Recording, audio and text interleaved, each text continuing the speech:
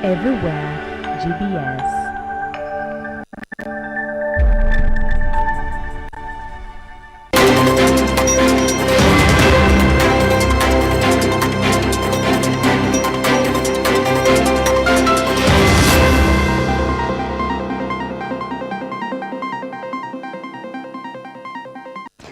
A very good evening and a warm welcome to GBS News 9. My name is Beatrice Ongoi and our sign language interpreter is Paul Mathenge. We have a lot lined up for you tonight, but first, here are the highlights. To begin our bulletin, leaders of the opposition have raised tough concerns surrounding the death of activist Albert Ojwang. Addressing the press at Stephen Kalonzo Musyoka's Wiper Party headquarters in Nairobi this afternoon, the opposition issued a statement raising 6 questions demanding for the country to be deeply briefed and updated on who, how and why was Ojwang killed, while seeking for the immediate resignation and prosecution of the Deputy Inspector General of Police, Mr. Eliud Langat, as Davis Karani now reports.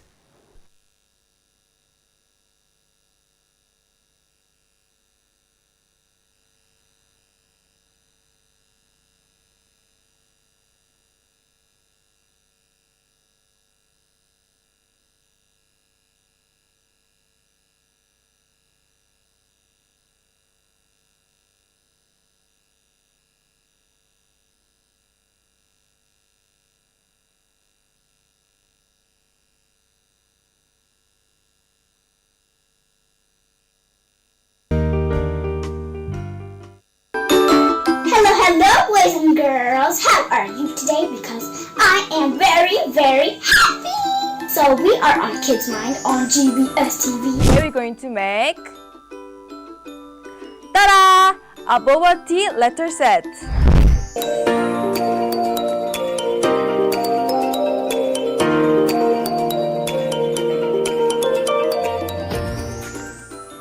We are moving to singing class! Skinamarinky dinky ding, skinamarinky doo. I love you. The tortoise and the hare. Friends, do you know about this story? Now you're finished to make.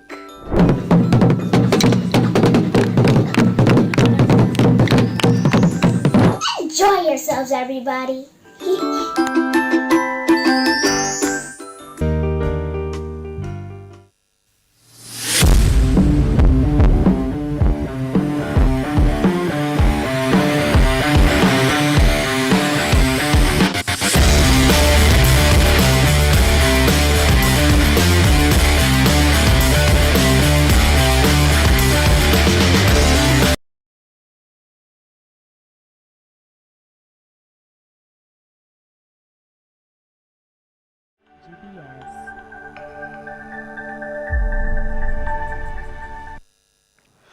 Welcome back to the broadcast. And now, moving on, leaders of the opposition have raised tough concerns surrounding the death of activist Albert Ojwang. Addressing the press at the Stephen Kalonzo Musyoka's Wiper Party headquarters in Nairobi this afternoon, the opposition issued a statement raising 6 questions demanding for the country to be deeply briefed and updated on who, how and why was Ojwang killed, while seeking for the immediate resignation and prosecution of the Deputy Inspector General of Police, Mr. Eliud Langat, as Davis Karani now reports.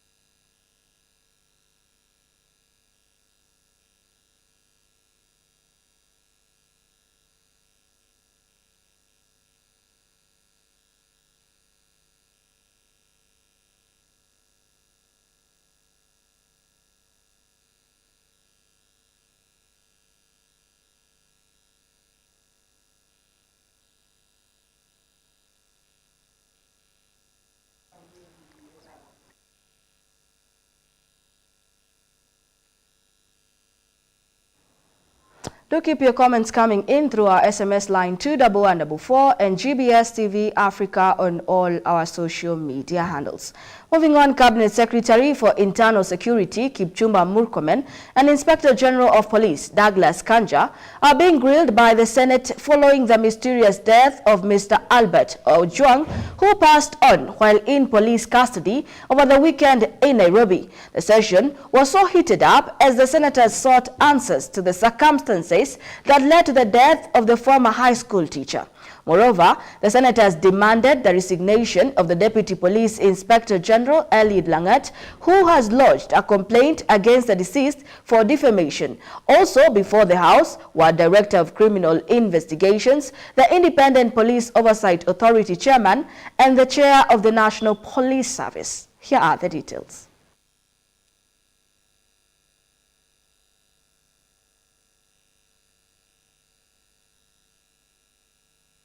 After the new Kenya Cooperative Creameries agreed to buy 65,000 litres daily from Kirima Dairy Cooperative Society. The deal ends weeks of losses caused by reduced milk collection and aims to prevent future disruptions through improved logistics and support from the county government. Here is more on the same.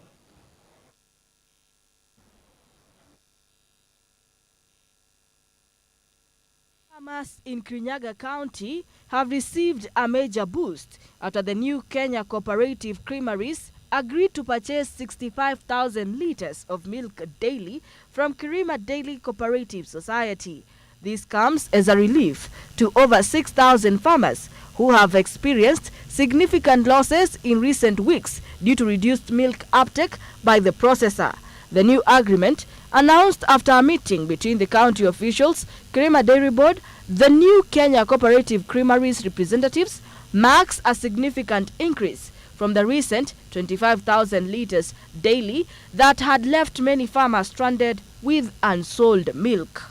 We have a challenge with logistics for the dispatch of milk that has resulted in a few litres of milk going to waste. We will quantify the volumes within the course of the month and be able to communicate with our farmers. Mine is to assure the farmers that no more milk collection will be in time tomorrow. We apologize for the delays today and the day before yesterday. So to the general public, Kirima is stable. Our supplies will be normal from today. We thank the management of New KCC, Waziri Karbat, and the office of the MP Kirinyaga Central for the timely intervention. Kalbat Njeru, the County Executive Committee member for Cooperative and Trade, confirmed that the crisis was caused by logistical challenges and offtake limitations, which led to milk wastage. Kirima Cooperative Society Managing Director Washira Chomba acknowledged the recent logistical setbacks and apologized to farmers for the milk losses. Farmers have really suffered due to the issue of the off-taking of milk. We have had some wastages here and there. So today we held a meeting with the stakeholders, especially the Kirima Groups Dairy Cooperative Management and also officers from New KCC. And in our conversation today, we have agreed that way forward and to address the matter that is really adorned in the flesh to our people, that the New KCC should upgrade their offtake time or timelines. Initially, there's been an issue because they've been taking 45,000 liters, and which was taking too long. Sasa mtu wa KCC amekuja hapa, sisi wa agriculture wa cooperative wako hapa. Grilled by the Senate following the mysterious death of Mr. Albert Ojwang, who passed on while in police custody over the weekend in Nairobi. The session was so heated up as the senators sought answers to the circumstances that led to the death of the former high school teacher. Moreover, the senators demanded the resignation of the Deputy Police Inspector General Eliud Langat, who has lodged as they shed light into the circumstances leading to the mysterious death of Mr. Albert Ojwang, who died while in a police custody in Nairobi over the weekend. Proceed, DCI. This is the Cabinet Secretary for Internal Security. So, Speaker, I know this is not an isolated issue. The issue of police brutality has been part of our national discourse for far too long. This accountability, Mr. Speaker, is not negotiable. It is not debatable. Mr. Speaker, we expect every national police officer who was involved in this matter to be brought to justice expeditiously. Then the Inspector General of Police gave a chronology of events leading to the fateful day. In the early morning of 8th June 2025, it was reported by the officers manning the report office desk at Central Police Station, Nairobi, that they found Mr. Albert Ojwang unconscious at the cells during a routine visit. He was rushed to Bagathi Hostel, booked for IDOB number 090806 2025 at 01:39 hours. Unfortunately, he was declared dead upon arrival. On 7th of June 2025 at around 8 a.m., team comprising of Sergeant Sigei, Sergeant Wesley Kipkorir Kirui, PC Dennis Kenyoni, PC Milton Mwanze, and PC Boniface Rad. On record, having stated in the media that Albert hit his head on the wall, who gave him that information? While Senator John Medhu argued that the IG was trying to cover up for his deputy Eliud Lagat, who is a complainant into this case. That from what the Inspector General of Police has said, it is my opinion that the evidence he has put together is the corrected evidence. And I'll give two examples of why I am of the opinion that the Inspector General wants to just cover his deputy. The Deputy Inspector of Police, Mr. Eliud Lagat, went against the provisions of Chapter 6 of the Constitution, went against the provisions of the National Police Act, specifically Section 17. Wale walimweka Albert Ojwang katika seli, ni mafunzo gani walipata ya kwamba ukiwa ndani ya seli unaweza kufanya chochote kwa yule mtu ambaye wewe mamlaka yako iko chini yake? Betsheba Evans, GBS News. Moving on, farmers in Siaya County have been urged to improve soil health to boost crop yields as rising soil acidity threatens agricultural productivity. During an agricultural field day at Avepo Smart Farm, experts from the county government, local agribusinesses, and Jaramogi Oginga Odinga University of Science and Technology highlighted the need for modern farming methods, better post-harvest handling, and increased youth involvement in agriculture to ensure long-term food security. Here are the details. Farmers in Siaya County have been advised to prioritize soil health as a key factor in improving agricultural productivity. According to the County Director of Agriculture, Vincent Okoth, increasing soil acidity, particularly in areas such as Ugenya, Gem, Alego, and Ugunja, is a growing concern that threatens food production. During an agricultural field day at Avepo Smart Farm near Siaya Town, officials from the county government, Avepo Agrovat Limited, and Jaramogi Oginga Odinga University of Science and Technology emphasized the urgency of addressing soil degradation to sustain yields. Actually, we are lifting up technology in this region. We've done everything possible to make our farmers come up and know the newest technology in agro production. Today, together with the JOST, Jaramogi Oginga Odinga University, we've come together to do our joint field day where we have farmers here trained on various agricultural practices that will increase in our production. Here in the farm, we have various crops. We have maize, all varieties. We have horticulture crops. We are also doing dairy and poultry, and we are strong again on seedling raising. Many farmers that come to this place have learned the new trick that farmers need to know that actually it is easier and cheaper to do seedlings through the modern system that allows no disease to be transplanted to the farms. The theme of the CIDP is an agriculture-led industrial development.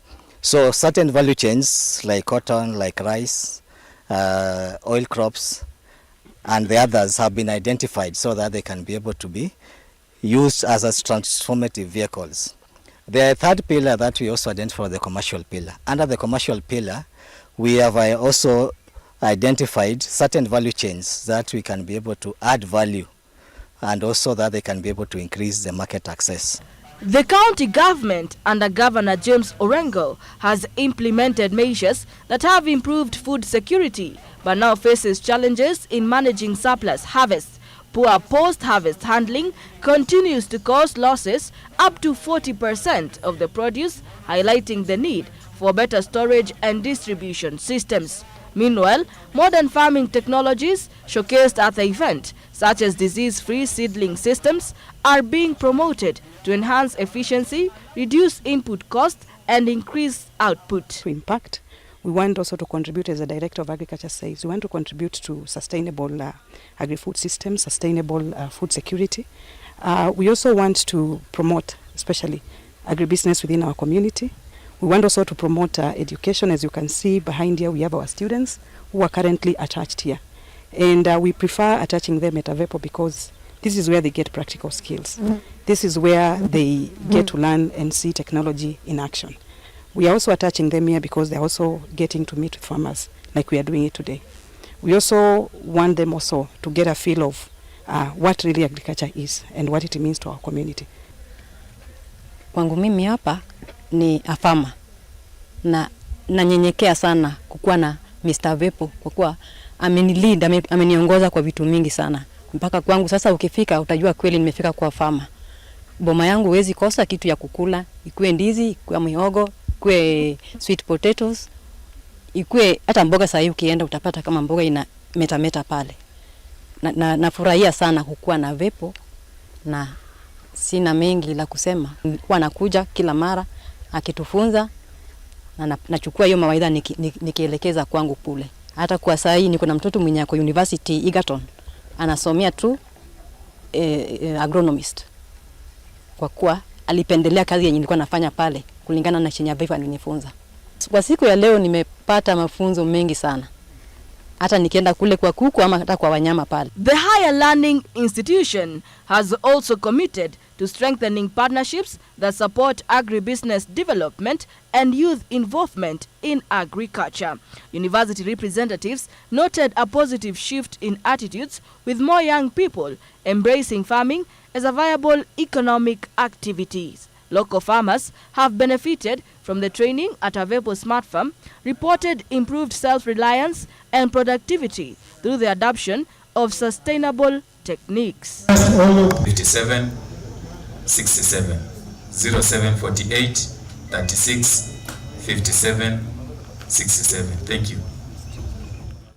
The residents of Mutumbu in North Gam location are appealing for an intervention to have the Mutumbu-Risiga water project that has gobbled millions of taxpayer money operational. According to the residents, the project that was initiated more than a decade ago has been gobbling taxpayers' money in each financial year through the Siaya County government, yet not a drop of water has been seen. Speaking at the water point, the residents, led by Lorraine Atieno Omondi, the Chief Executive Officer of Dak Achana community-based organization, and the project chairman, Fred Amolo, lamented that the lack of coordination amongst the stakeholders and the contractor has undermined the success of its implementation, hence denying the locals the right to clean potable water.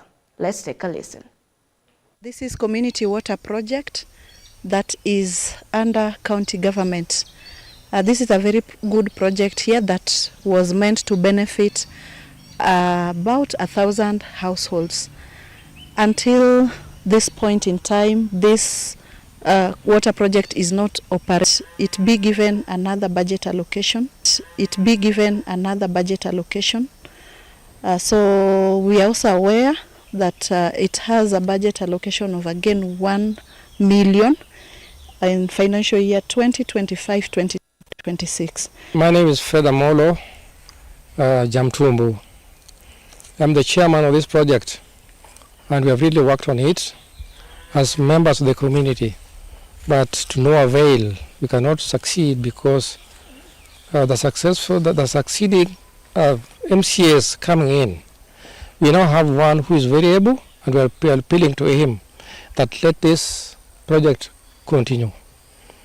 It is now like 13, 14 years when it was sunk, and is now lying here like a wet buffalo. We cannot get water from it, and yet water is down.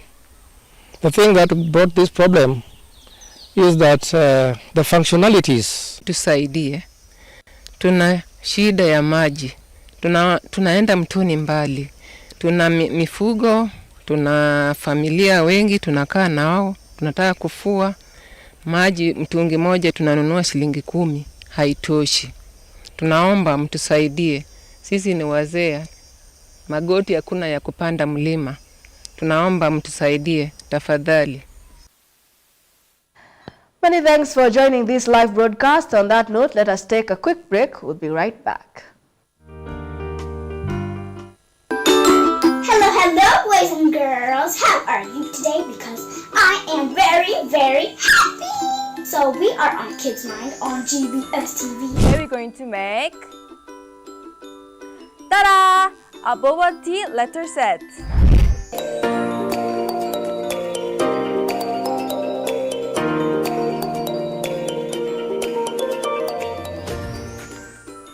We are moving to singing class. Skinamarinky dinky ding, skinamarinky doo.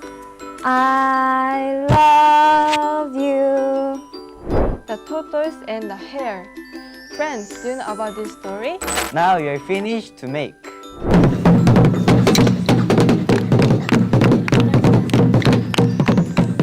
Enjoy yourselves, everybody.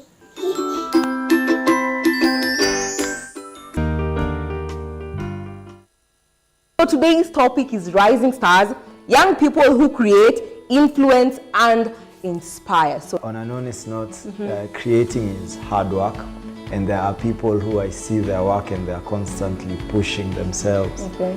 Like wanajipush, kujipush, like they're putting creativity up top over there.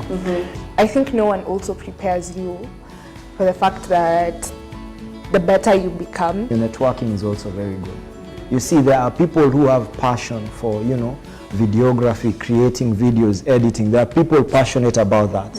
If you are someone who talks and you meet people and you love people, you'll definitely meet someone who's just waiting to shoot you. But also in terms of what I put out, it goes back to what are your values? What are your values? What are your beliefs? So as much as this is trending, yes, that is trending. Does it align with your values? Does it align with your beliefs? You can be a star without the star position. Mm. Si lazima ukue hapo mbele ya watu. Si lazima wewe ndo ukue star, ndo ukue star. Hata ukiwa hapa chini, wewe bado ni star. And as she has said, discipline is a big thing.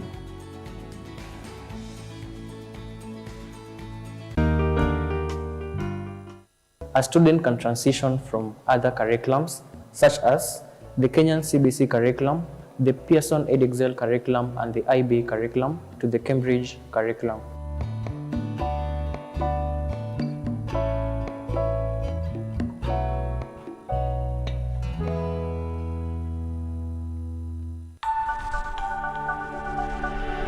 Everywhere, GBS.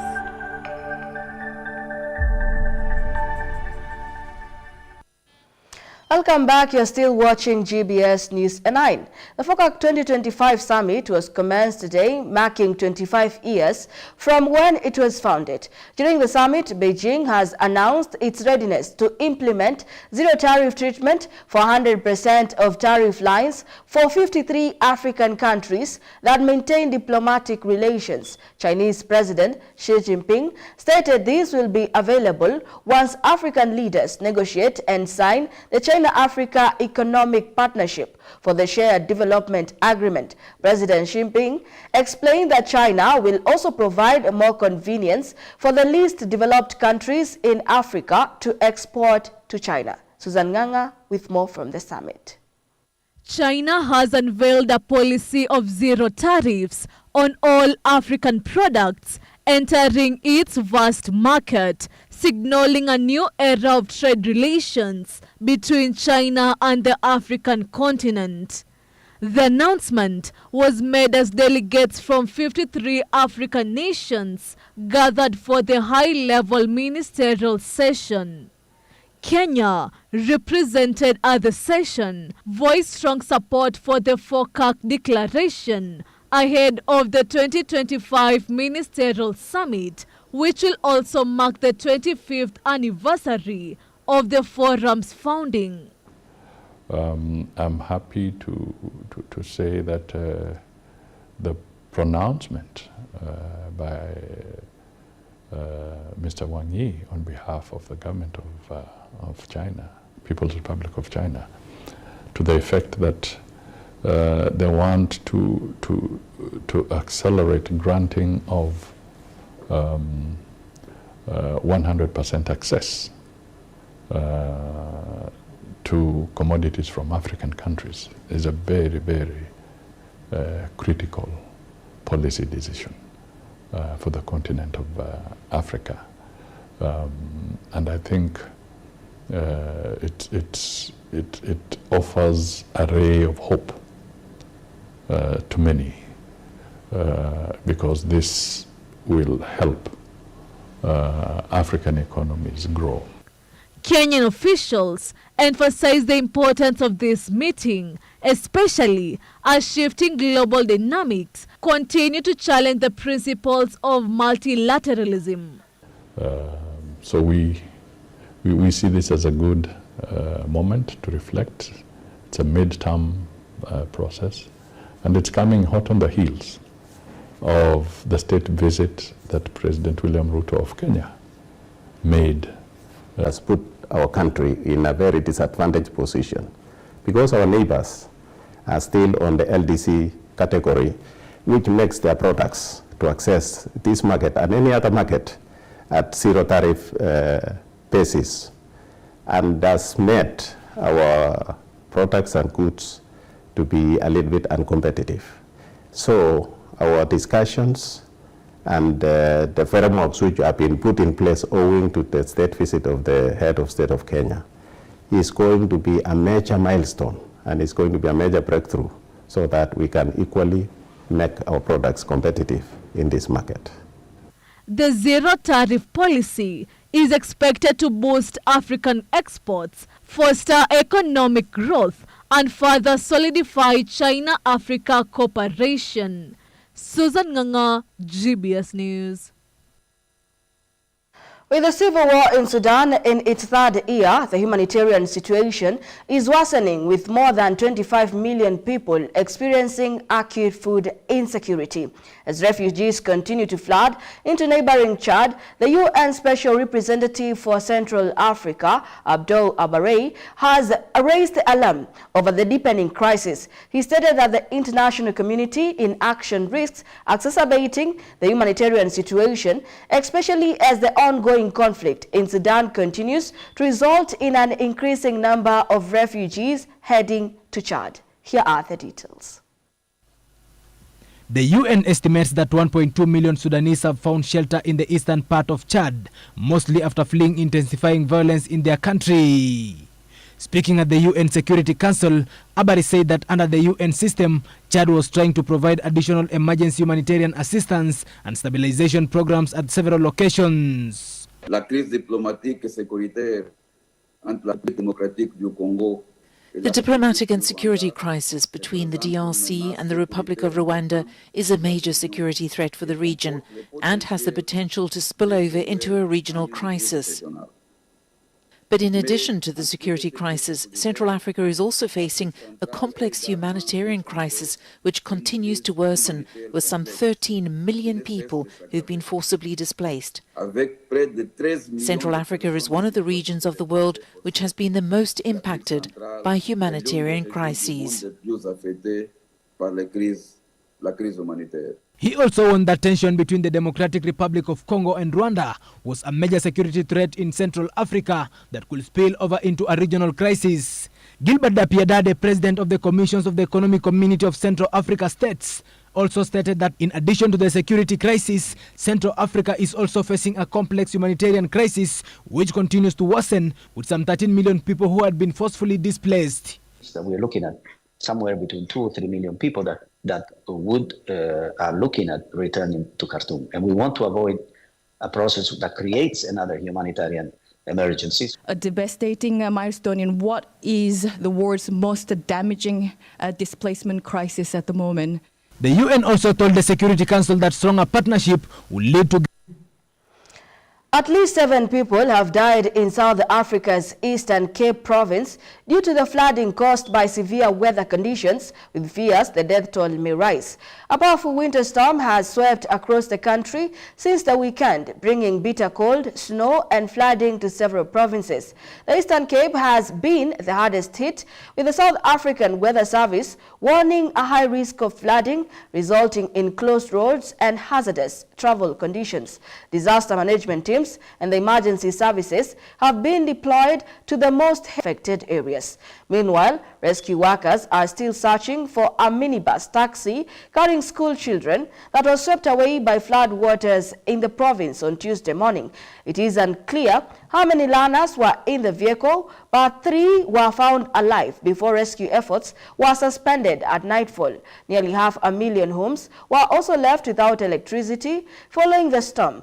Parts of South Africa received snowfall during its winter months, but forecasters Chad warned last week that a particularly strong cold front was about to hit the country.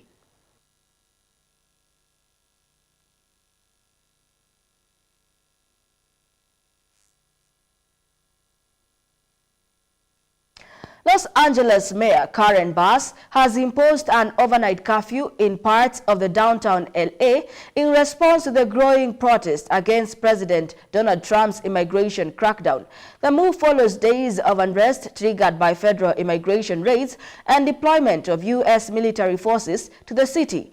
Police enforced the curfew with the arrest and crowd control tactics, while California officials seek a court order to block the federal troop presence. Here are the details. In response to escalating protests against President Donald Trump's aggressive immigration enforcement actions, Los Angeles Mayor Karen Bass announced a temporary curfew in parts of downtown LA. The curfew, which was in effect from 8 p.m. yesterday to 6 a.m. this morning, aimed to restore order and public safety following days of demonstrations sparked by recent federal immigration raids. Speaking at a press conference, Mayor Bass emphasized the need to balance public safety with the right to protest peacefully. I wanted to let the city know that I have declared a local emergency and issued a curfew for downtown Los Angeles to stop the vandalism, to stop the looting. Many businesses have now been affected by or vandalized. Last night there were 23 businesses that were looted, and I think that if you drive through downtown LA, the graffiti is everywhere and has caused significant damages to businesses and a number of properties. Law enforcement responded quickly to enforce the new curfew, with Los Angeles police arresting several demonstrators shortly after it went into effect. Officers used mounted patrols and crowd control to disperse the crowd, which had gathered in the hundreds to protest the Trump administration's immigration policies. Tensions have been high throughout the city as protesters call for an end to the mass detention and deportations seen in recent weeks. See, but I can tell you last night was terrible. The night before that was terrible. We have, as you've seen, it was on most of your networks, people with big, heavy hammers pounding the concrete and pounding curbs, pounding it, breaking up all, and handing these big chunks of concrete to people. And they were taking that concrete, going up on bridges and dropping it into the roof of a car. They were throwing it at our police. They were throwing it at our soldiers that are there. And we got it stopped, and we have them in custody right now. In a significant legal move, California officials have requested a federal court order to halt the deployment of U.S. military personnel in Los Angeles. The request follows President Trump's decision to send National Guard troops and Marines to the city to help manage the unrest. State leaders argue that the military presence escalates tensions and undermines civilian authority in matters of public protest.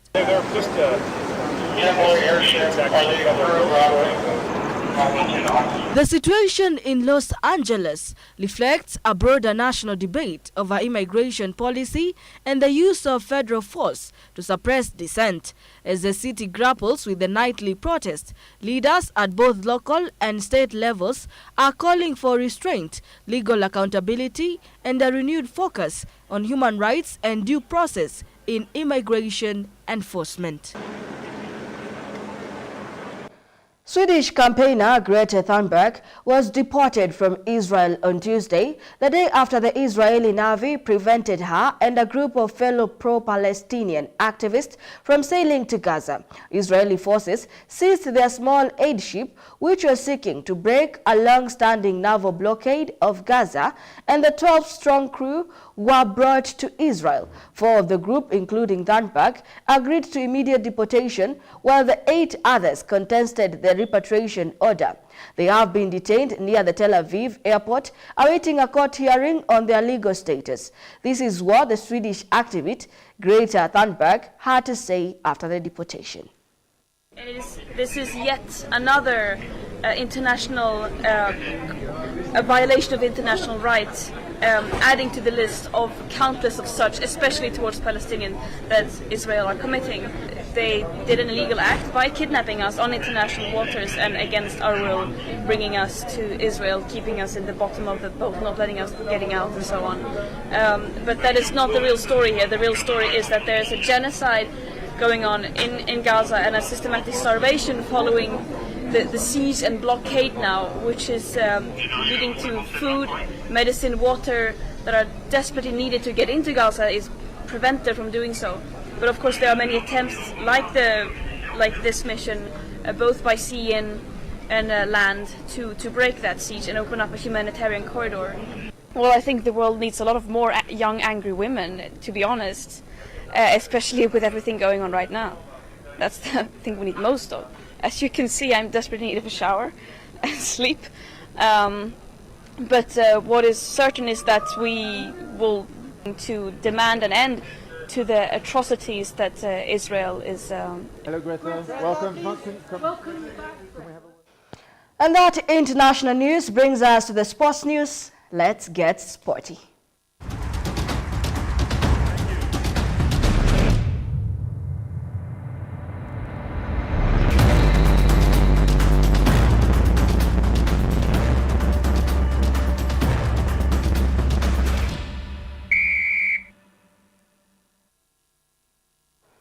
Kenya national women football team, the Harambee Starlets, is ready for action. Head coach Beldin Odemba has named a 23-player squad for the CECAFA Senior Women's Championship 2025, which kicks off this week in Dar es Salaam, Tanzania. The tournament runs from June 12 to June 22nd and will help the team prepare for an important qualifier against Gambia for the 2026 Africa Women's Cup of Nations. 2 new faces are joining the team for the first time, and the Starlets are hoping to make a strong comeback to the continental stage. Here are the details. Kenya's Harambee Starlets are getting ready for their next big challenge. Head coach Beldin Odemba has picked a 23-player squad to represent the country at the CECAFA Senior Women's Championship 2025. Training ya leo imekuwa fiti kwa sababu imekuwa ya first session ya kuelekea tournament ya CECAFA. Imekuwa ya watu wamekuwa na moral na imefungwa watu mwili na tuko ready. Hii tournament ya CECAFA tuna hope that inatusaidia kwa upcoming AFCON ya Gambia na imani tukienda na ile nguvu tutakuwa very ready kwa ile tournament ya AFCON. The tournament will be held from June 12 to 22nd in Dar es Salaam, Tanzania. It will help the team prepare for a very important match, the final round of the AFCON 2026 qualifier against Gambia. Naweza sema hii tournament ya Sekafa itatusaidia sana kama players ku build team, as we go to Sekafa ku prepare ile qualifiers za AFCON. Kenya will compete against Tanzania, South Sudan, Burundi and Uganda in the five-nation tournament, all hoping to lift the regional trophy and make a mark on the road to the African stage. Reporting for GBS, I'm Klein Mungai.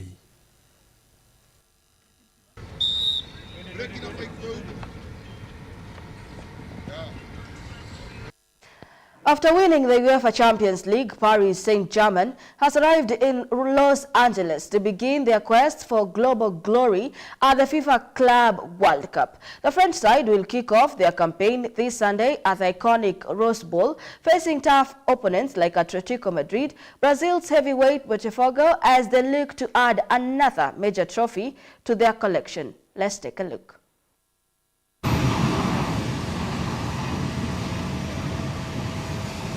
Just over a week after winning the UEFA Champions League in Munich, Paris Saint-Germain has arrived in Los Angeles to begin their final preparations for the FIFA Club World Cup. Head coach Luis Enrique expressed his excitement about the tournament, calling it a unique and special competition. First World Cup, Clubs World Cup is amazing, and we are looking forward to returning and to competing as week. Yeah, nice feeling because it's a unique competition, a new competition, and we're happy to be here, and now it's moment to rest. The French side will play their first two matches at the historic Rose Bowl in Pasadena, ready to compete against some of the best clubs from around the world. Followed by a match with Brazil's Botafogo on June 19. The French champions will conclude the group stage next Tuesday with a game against Seattle Sounders. With a strong squad and high hopes, PSG aims to make a lasting impression on the global stage once again. Elvin Muyodi, GBS Sports.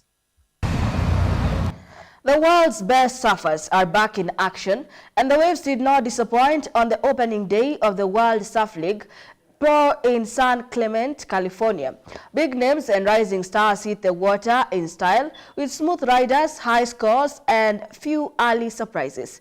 Leading the way were world number ones Jody Smith of South Africa and Gabriela Bryan from Hawaii, both cruising through their heats with the powerful performances. With perfect weather and big crowds on the beach, the competition is a thrilling start. Here are the details. The sun was shining and the waves were rolling at Treseless Beach, and the World Surf League kicked off its big competition. World's number one Jody Smith from South Africa showed why he's on top. He beat local surfer Crosby and wildcard to move into round of 16. Smith has won here twice before. Every event the same, but like you said, like there's something about later in the year that it feels like the points way more. But for me, it's just competing at home, and I want to put on a good show in front of my friends. So that pressure for me is actually feels bigger than the actual ranking pressure. On the women's side, Gabriela from Hawaii had a strong start. She scored 8.17 on her first wave. The action continues all week as surfers fight for the top spot. Reporting for GBS, I'm Klein Mungai. Borussia Dortmund have made a major signing, bringing the 19-year-old English midfielder Joe Bellingham from the Sunderland. If the last name sounds familiar, it should. He's the younger brother to Jude Bellingham, who began his rise at stardom at the same club. And now, 5 years later, Joe is set to follow in his brother's footsteps and possibly face off against him on the world stage, as Elvis now reports. Borussia Dortmund have signed 19-year-old Job Bellingham from Sunderland 5 years after his brother Jude Bellingham began his rise at the same club. Dortmund reportedly paid a fee of around $37 million with $5 million in additional bonuses to secure the midfielder's services, the most the club has paid upfront for a player. Like his brother Jude Bellingham, he leaves England's championship to the Bundesliga and will wear the name Job on his jersey to forge his own identity. Job had a standout season at Sunderland, helping them earn Premier League promotion with 4 goals and 3 assists. His move mirrors Jude's path from Birmingham to Dortmund, where Jude became a star before his 2023 transfer to Real Madrid. With Dortmund set to face Brazilian side Fluminense in the Club World Cup on June 17th, a clash with Real Madrid and Jude Bellingham could be on the horizon for Job Bellingham. If it happens, it will mark a historic sibling showdown on football's biggest stage. Elvin Muyodi, GBS Sports. Harambee Stars head coach Benny McCarthy registered his first win in charge of the national team on Tuesday after Kenya edged out lowly ranked Chad 2-1 in an international friendly match at the Makech Stadium in Morocco. The two sides had played to a goalless draw last Saturday in their first ever meeting, an outcome that left the South African tactician unimpressed. Kenya lead with the first half 2-0 lead courtesy of goals from FC Talanta striker Emmanuel Osoro and Bandari forward David Sakwa on the stroke halftime. Despite a strong showing, Kenya allowed Chan to gain a foothold in the last quarter of the match, with the West Africans troubling the Stars through the midfield dominance and long ball tactics. The game ended in a 2-1 with Kenya leading.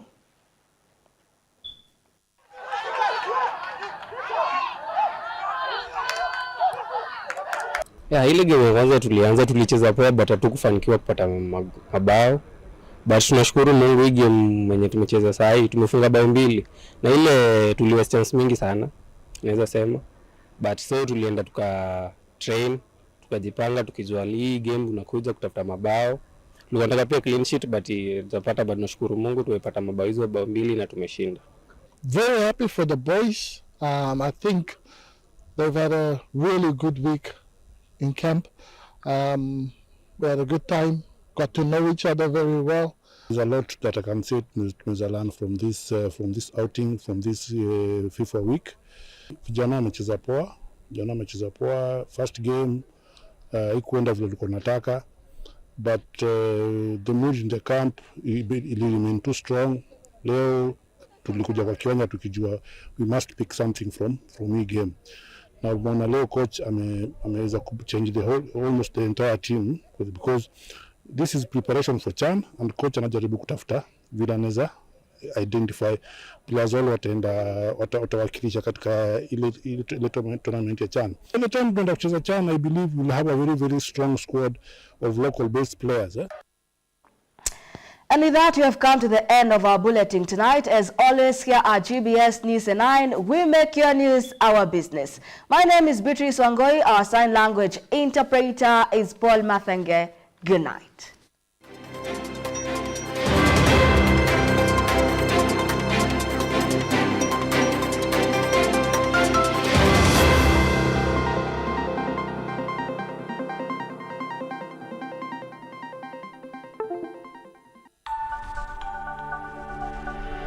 Everywhere, GBS.